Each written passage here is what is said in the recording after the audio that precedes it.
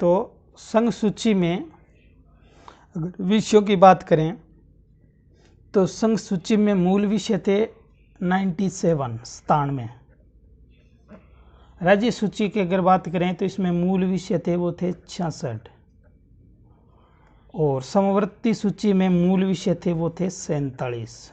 वर्तमान पोजीशन भी अपने को ध्यान रखनी है। तो संघ सूची में वर्तमान विषय है वो 100 हैं और जो राज्य सूची है उसमें वर्तमान विषय है वो 61 है। समवर्ती सूची में जो वर्तमान विषय है वो 52 है, 52। तो इन विषयों के ऊपर ये सरकारें अपनी अधिकार क्षेत्र के तहत कानून बनाती है। संघ सूची पर केंद्र सरकार को कानून बनाने की पावर रहती है, राज्य सूची पर राज्य सरकारें कानून बनाती है, समवर्ती सूची पर दोनों ही कानून बनाती है और अगर दोनों के कानूनों में कोई किसी प्रकार का मतभेद होता है तो केंद्र सरकार का कानून प्रभावी रहता है। राज्य सूची में कुछ कंडीशन हैं, उन कंडीशनों के आधार पर संघ सूची इसके ऊपर कानून बना सकती है। तो वो अपने मुख्य रूप से जब राज्यसभा की स्थिति पढ़ेंगे तो उसमें ये क्लियर और हो जाएगा।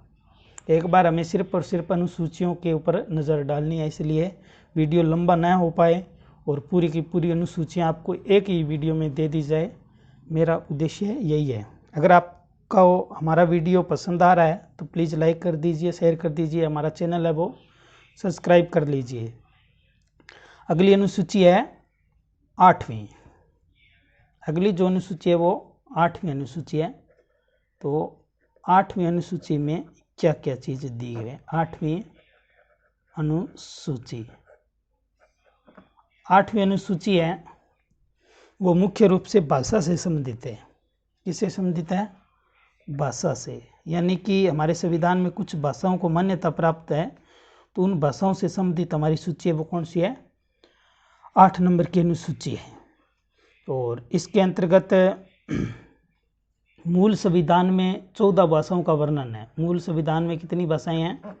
14 भाषाएं हैं और वर्तमान में इसके अंतर्गत 22 भाषाएं हैं। वर्तमान में इसमें 22 भाषाएं हैं। कौन कौन सी भाषा कब जोड़ी गई, तो ये हम संविधान संशोधन में इस चीज़ को क्लियर कर लेंगे। और हिंदी हमारी इसके अंतर्गत राजभाषा है और देवनागरी लिपि हमारी जो मुख्य लिपि मानी जाती है। उसके बाद आती है 9वीं अनुसूची। 9वीं अनुसूची, अभी जो हमने अनुसूचियां जो पढ़ी है ये मूल संविधान में थी 8। अब जो अनुसूचियां वो बाद में आई है संशोधन के तहत। तो 9वीं अनुसूची बाद में जोड़ी गई है, मूल संविधान में इसका प्रावधान नहीं था। तो ये अगर बात करें तो ये प्रथम संविधान संशोधन में जुड़ी थी। प्रथम संविधान संशोधन में इस सूची को जोड़ा गया था। प्रथम संविधान संशोधन 1951 के अंदर ये संशोधन हुआ था। उसी दौरान ये अनुसूची संविधान में जोड़ी गई थी। तो इसकी विषय वस्तु देखें तो इसकी मुख्य रूप से विषय वस्तु है जो 9वीं अनुसूची की, वो है भूमि सुधार से संबंधित। भूमि सुधार से संबंधित जो अनुसूची है वो कौन सी है? 9वीं अनुसूची है। और इस अनुसूची में ऐसा प्रावधान था पहले कि जो भी विषय कानून ऐसा बनाकर इस सूची में डाल दिया जाता है तो उसका न्यायपालिका पुनरावलोकन नहीं कर सकती, लेकिन बाद में संविधान संशोधन संविधान अपने सुप्रीम कोर्ट ने ऐसा निर्णय दिया कि वो इसमें संशोधन कर सकती है। तो वो सारी चीज़ें संविधान संशोधन वाले टॉपिक में अपने अच्छे से क्लियर कर लेंगे। 9वीं अनुसूची के बाद में महत्वपूर्ण अनुसूची आती है 10 नंबर की। तो 10 नंबर की जो अनुसूची है उसके अंदर किस चीज़ का वर्णन है वो देख लीजिए। 10वीं अनुसूची, 10वीं अनुसूची, 10वीं अनुसूची की अगर विषय वस्तु की बात करें तो इसमें दल बदल से संबंधित कानून है। क्या है?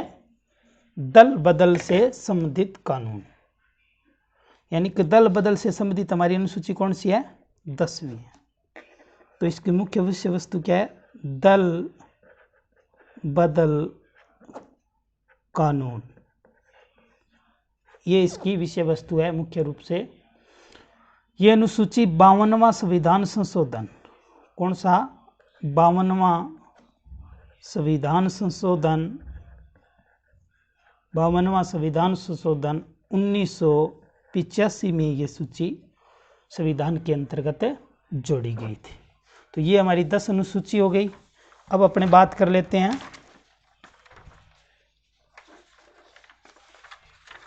11वीं अनुसूची पर।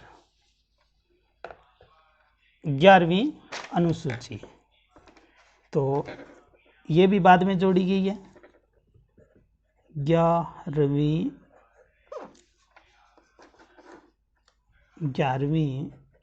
अनुसूची, 11वीं अनुसूची के अंतर्गत किस चीज का वर्णन है वो देख लीजिए। तो 11वीं अनुसूची है, उसमें मुख्य रूप से जो संविधान संशोधन मायने रखता है वो है 73वां संविधान संशोधन। कौन सा है? 73वां संविधान संशोधन, 73वां संविधान संशोधन। और ये संशोधन हुआ था 1992 में। और इस संविधान संशोधन 73वां संविधान संशोधन है वो पंचायती राज से जुड़ा हुआ है। किससे जुड़ा हुआ है? पंचायती राज से। बहुत महत्वपूर्ण है, चुनाव भी ये पंचायतों के भी चल रहे हैं तो इसलिए महत्वपूर्ण हो जाती है अनुसूची। पंचायती राज संस्थाओं के बारे में इस सूची में डाला गया है। तो पंचायती राज को संवैधानिक मान्यता दी गई थी, तब 73वां संविधान संशोधन किया गया था और उसी दौरान ये सूची निर्मित की गई थी। तो पंचायती राज संस्थाओं की व्याख्या या उसके संवैधानिक मान्यता से जुड़ी हुई अनुसूची कौन सी है? 11वीं अनुसूची है, जो 73वें संविधान संशोधन के तहत जोड़ी गई थी। तो इस सूची में पंचायती राज व्यवस्थाओं को कुछ विषय दिए गए थे, जैसे 29 विषयों की बात की गई है। उसके बाद आती है अंतिम अनुसूची, 12वीं अनुसूची।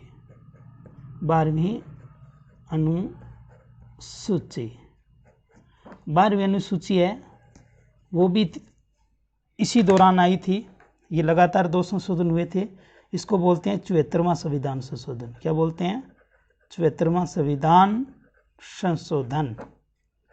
तो ये संशोधन भी 92 में हुआ था, 1992 में ये संशोधन हुआ था।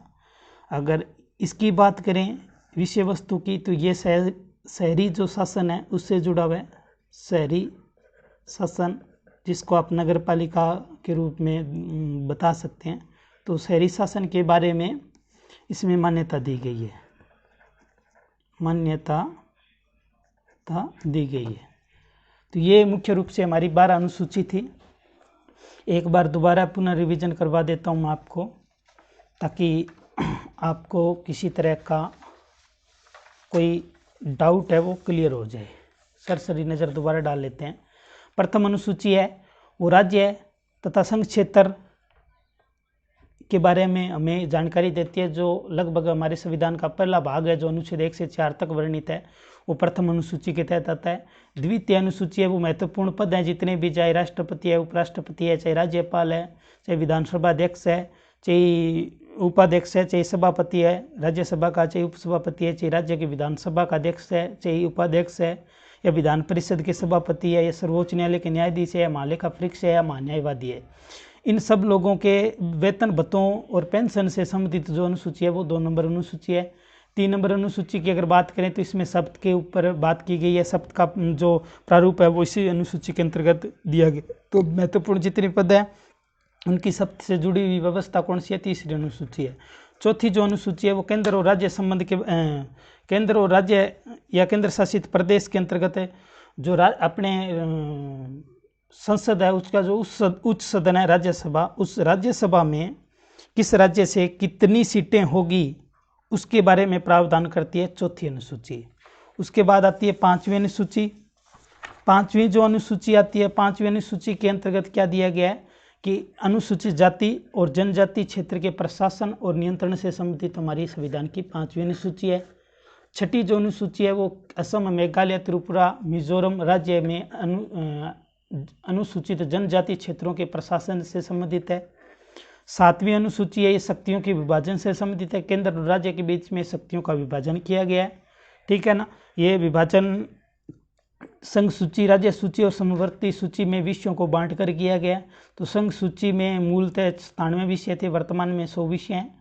और राज्य सूची में पहले 66 विषय थे, वर्तमान में 61 विषय हैं। और समवर्ती सूची में पहले 47 विषय थे, वर्तमान में 52 विषय हैं। तो इन विषयों पे भी आगे अपने चर्चा करेंगे जब संसद का अध्ययन करेंगे, शक्तियों के राज्य केंद्र राज्य संबंध में जब पढ़ेंगे। 8वीं अनुसूची है वो भाषा से जुड़ी हुई है। तो हमारे संविधान में मूल रूप से 14 भाषाओं को मान्यता प्राप्त थी, वर्तमान में ये 22 भाषाएं हैं जो मान्यता प्राप्त है। और 9वीं जो अनुसूची है वो प्रथम संविधान संशोधन 1951 के तहत जोड़ी गई। अब 9 से लेकर 12 तक जितनी भी अनुसूची है ये बाद में जोड़ी गई है। तो 9वीं अनुसूची है वो प्रथम संविधान संशोधन 1951 में आई थी और ये भूमि सुधार से संबंधित है। 10वीं अनुसूची है वो 1985 में देखने को मिली थी, जिसमें 52वां संविधान संशोधन हुआ था। ये दल बदल कानून से जुड़ी हुई है। और उसके बाद आती है 11वीं अनुसूची।